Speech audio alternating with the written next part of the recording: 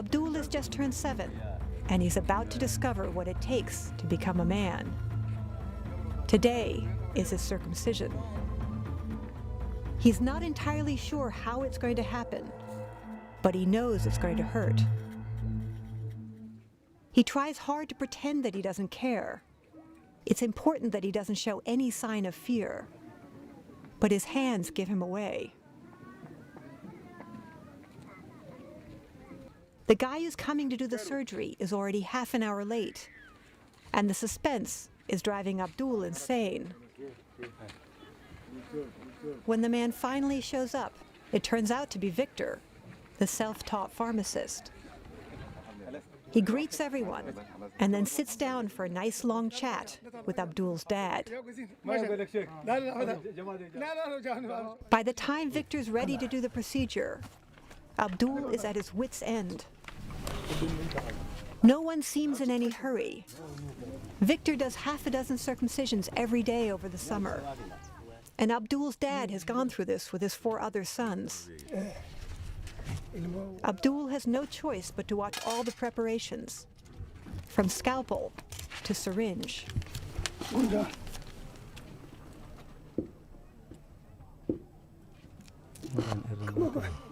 When it's finally time for the needle, 7-year-old Abdul barely flinches.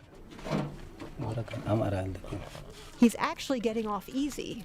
Back home, they would have held him down and done it without anesthetic. A clamp, a cut, and the deed is done. Unfortunately, the needle is old and rather blunt. Through it all, Abdul never made a sound. I'm very happy. He's just like me. So what's different now that Abdul is a man? He can cut animals for food and get married. And carry a gun. Though for the moment, a sword will have to do. They all thank Allah. And then the neighborhood women congratulate both father and son. Normally there would be a day-long feast for the entire village, but Abdul's mother lives in a different camp, and his father has no money to pay for a big celebration. So the local women do what they can. The young boys watch and dream of the day when they too will become men.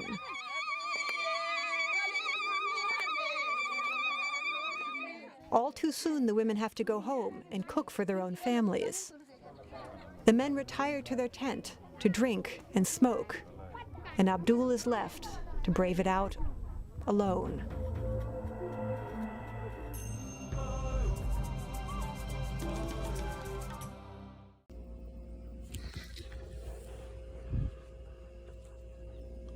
This message is in continuation of circumcision, part 2. Circumcision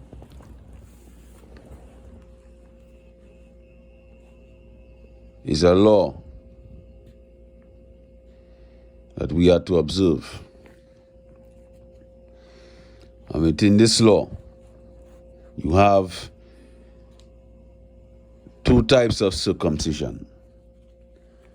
Circumcision in the flesh, which I have discussed. The Elohim, or the Creator, told Abraham that all males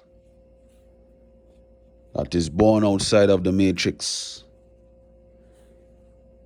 of 8 days old must be circumcised. And so they were circumcised. Circumcision in the flesh is a law that we must observe. And then you have circumcision of the heart. We must be circumcised in the heart. What is circumcision of the heart? Let me show you. Let me explain to you what circumcision in the heart is. Circumcision in the heart is when we refuse to be disobedient. Circumcision in the heart is when we refuse to be stiff-necked. For the Elohim told his people,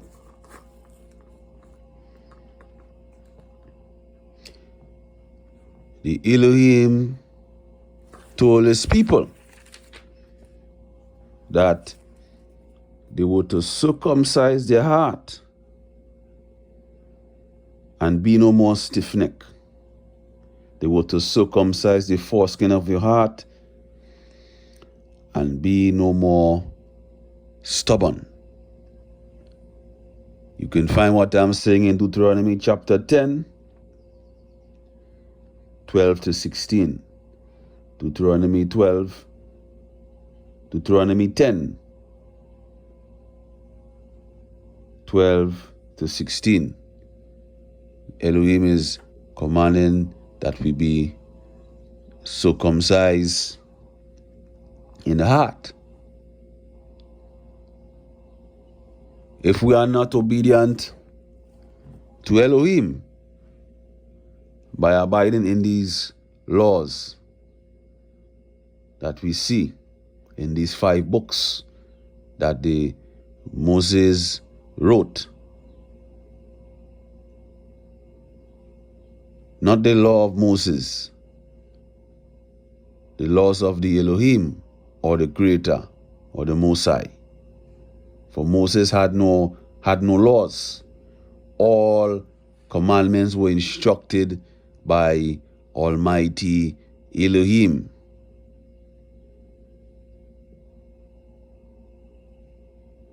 So these 5 books that Moses wrote, we are to observe them.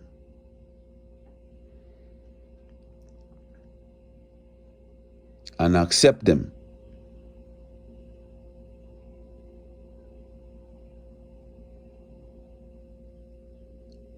And when we accept them and we observe what is written, we are obedient unto the Elohim. And once we are obedient unto Elohim,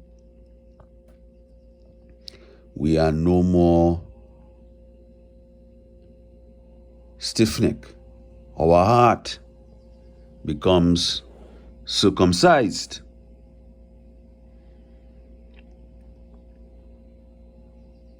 Deuteronomy chapter 30. Deuteronomy chapter 30. Deuteronomy chapter 30.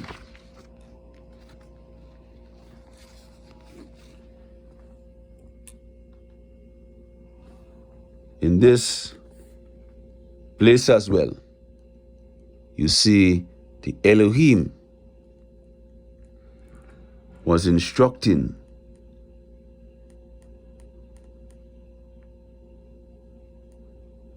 the children of Israel that they must be circumcised.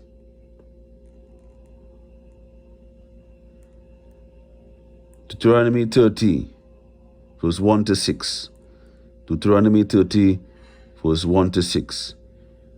Yes, when we return unto Elohim and serve him with all our heart, mind, and soul,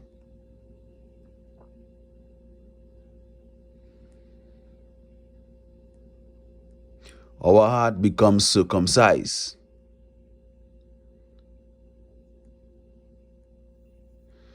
And when our heart is circumcised, the Elohim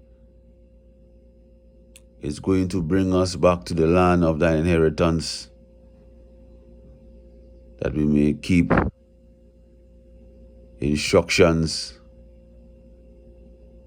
that he have given to us.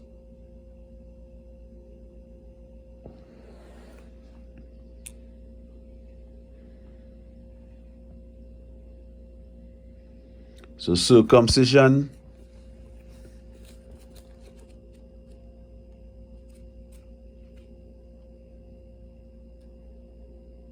we must be circumcised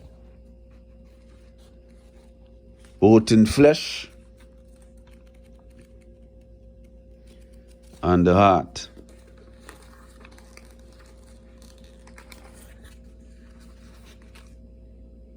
In Ezekiel chapter 44,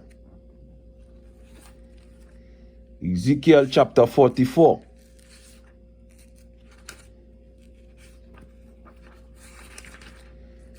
Prophet Ezekiel is explaining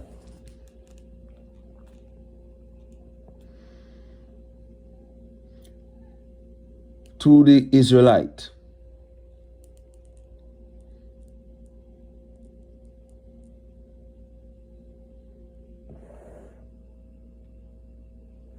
that if any stranger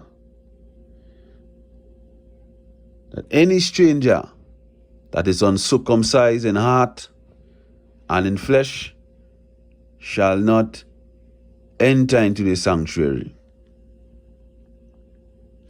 Any stranger that is uncircumcised in heart and in flesh shall not enter into a sanctuary. This is what the Elohim told the Israelites. For the Israelites was allowing the stranger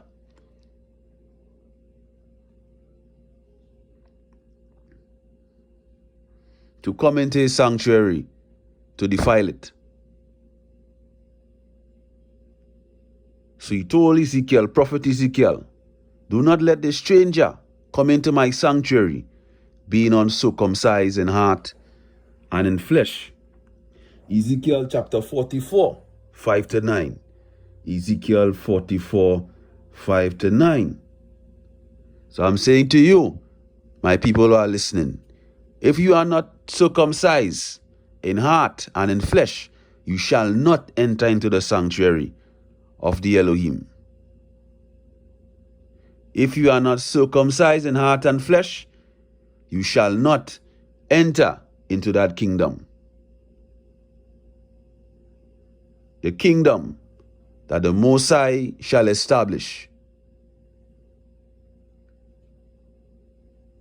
Whether you be of native born or stranger, any man that is not circumcised